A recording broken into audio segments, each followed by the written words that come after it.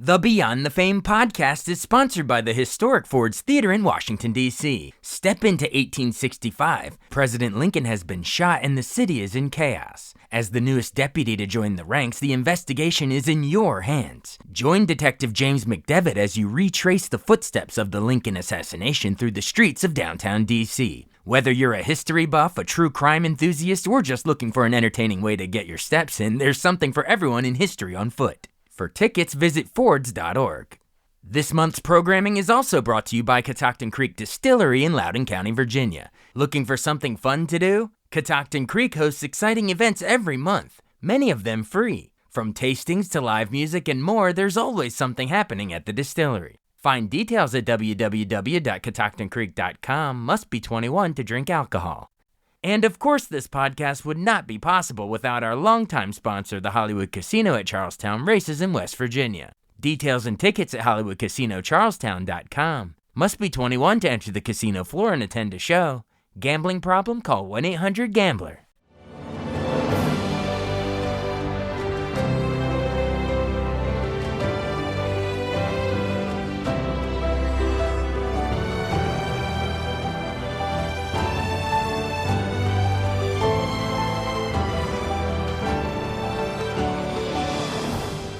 Welcome to the newest episode of Beyond the Fame with Jason Fraley. I'm your host, Jason Fraley, picking the brains of the top artists and entertainers of our time.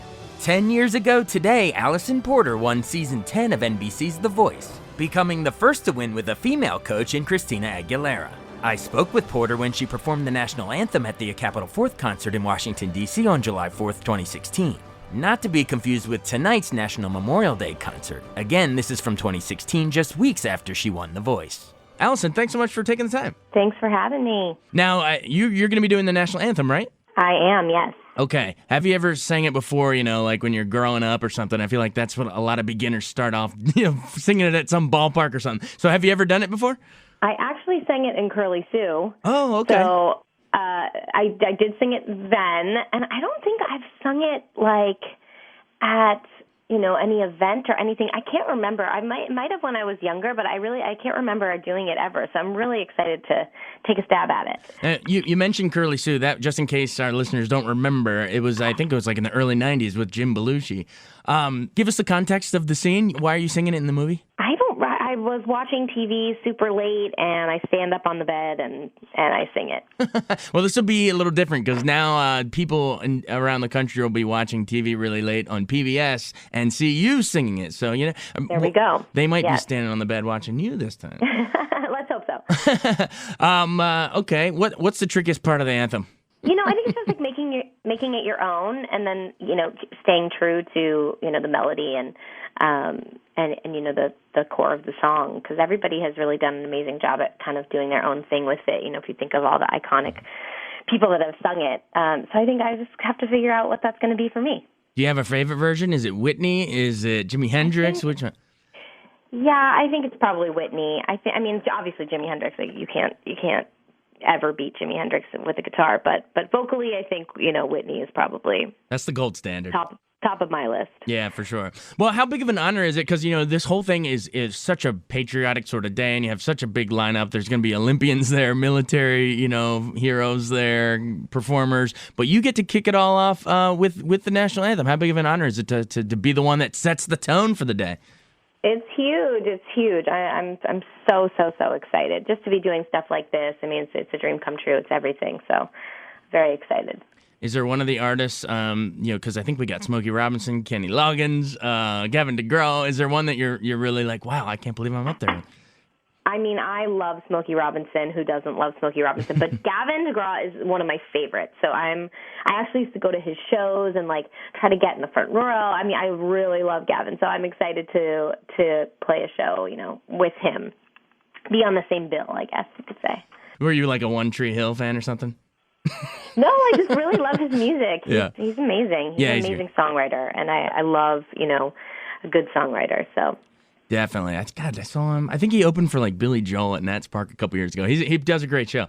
Awesome. Yeah. Well, tell me about, we got to talk about The Voice. You just won. Are you, has it set in yet?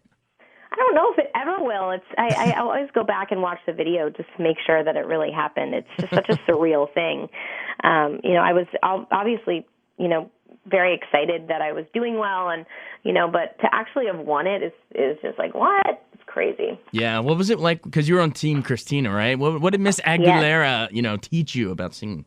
Oh my gosh! Well, it was the first time that a female coach has ever won The Voice. It's crazy. And we were really in it together from day one. We were just so excited and, just wanted it to go well, and we bonded right away, so it made everything a lot easier. And she really just encouraged me to be myself and follow my heart and do, whatever I wanted, and then she kind of just really helped me get to the heart of everything, and I mean, obviously with notes and runs and everything like that, she's the master. So it was pretty cool to have her as my mentor and now as my friend, Definitely. I guess we've had about, when did Idol start? It was probably like 15 years ago or something like that. What do you think this platform of these singing competitions, I mean, is it really opening the door for a lot more artists to get noticed? I think when it comes to The Voice, they really do encourage you to sort of be your own artist.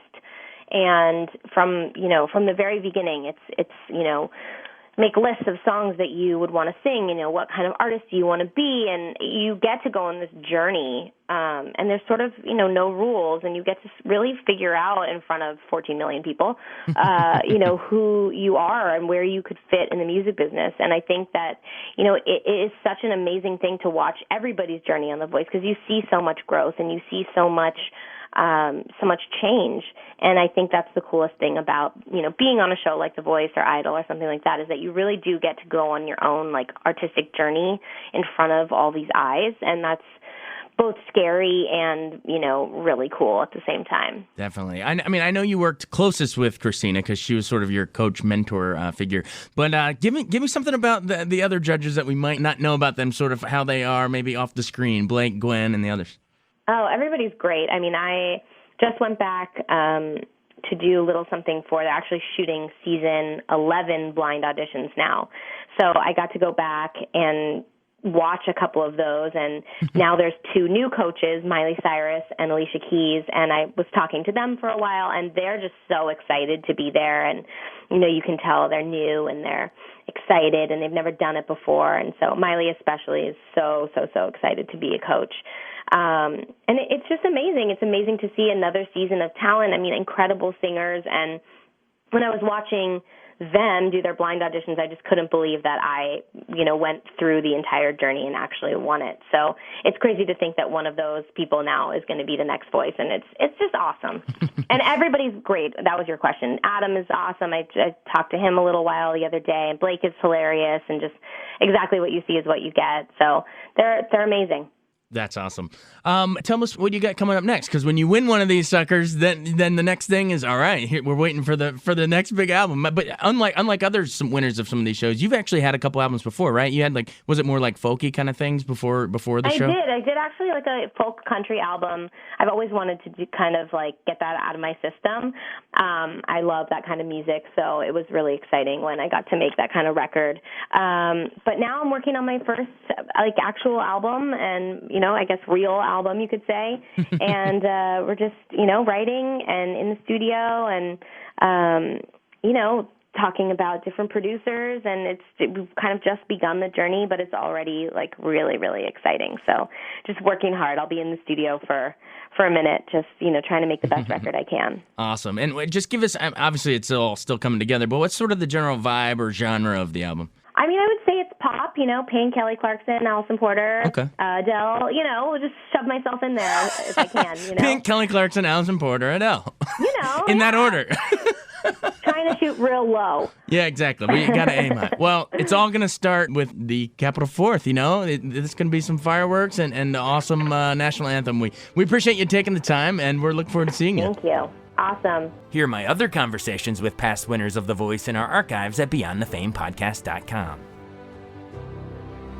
Thanks so much for listening to Beyond the Fame with Jason Fraley. Our theme music is Scott Buckley's Clarion. Remember to give us a 5-star rating if you like what you hear. We'll see you next time.